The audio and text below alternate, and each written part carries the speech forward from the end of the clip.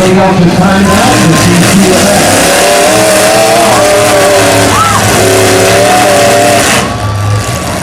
Anthony Trippler, on top. Anthony has 21 seconds left. 18 seconds left for Anthony. 31, you got 10 seconds left.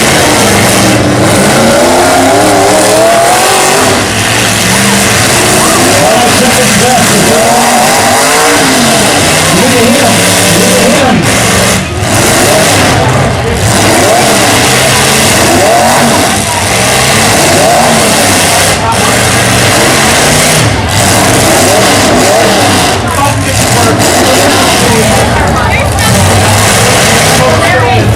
Okay, the boat's still in. They didn't have a good button on that.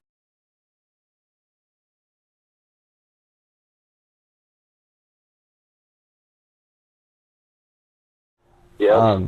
How about the truck? Is there any truck still around? Is there any of that in your future? I got lots of trucks in my yard. I just can't get anyone in Utah to get a set of rules picked out and stick with them.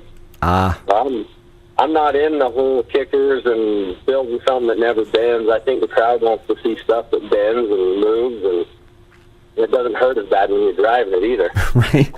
Well, there's something to be said for that too. It's still an entertainment sport, and there's the Derby diehards that love the kickers, that love the cars that are ultra hard, that you can invest tons of time in, and all this exotic welding and worrying about geometries and find the aftermarket parts and put a good stout motor in and go run 16 times. But that's at the top end of that Derby diehard bell curve. That's way, way over here. And in the middle of that, you've got the casual fan that might only go to a handful of Derbies through the course of the year, and some might only go to one. And they're used to seeing what the Derby was back in the 80s and 90s, where after a car gets hit, it's dented and it's bent. You know, the trunks are hanging off of them. The whale-tailed, the bumpers are up to the window. The front bumpers are wrapped around the carburetor. There's steam and there's smoke and there's flat tires, all this other to-do. And that's what a demolition derby is supposed to be to them. And when that's not there, they start wondering what exactly their entertainment dollar was spent on. And when your entertainment drops off in disproportion to your build rules going up, it starts putting the whole business model in trouble.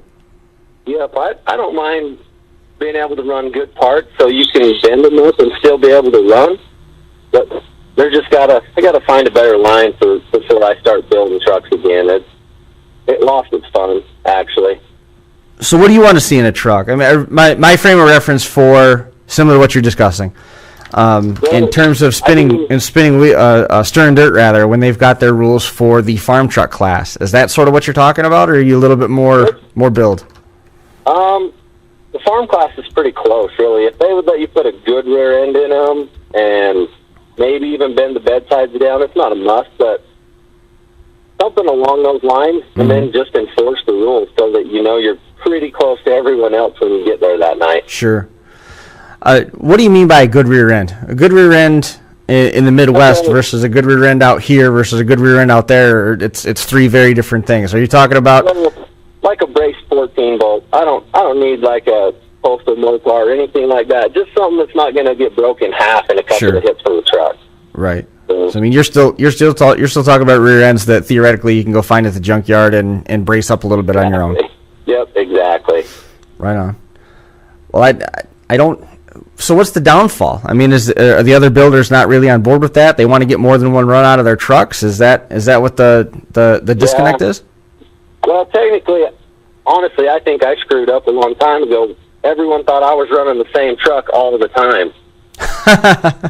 And I wasn't. They weren't seeing the multiple frames I was putting under that thing every other weekend because it was junk, and then straightening it out. And so everyone just started building, and then they quit inspecting, and they were just checking for safety, and it's way overboard now.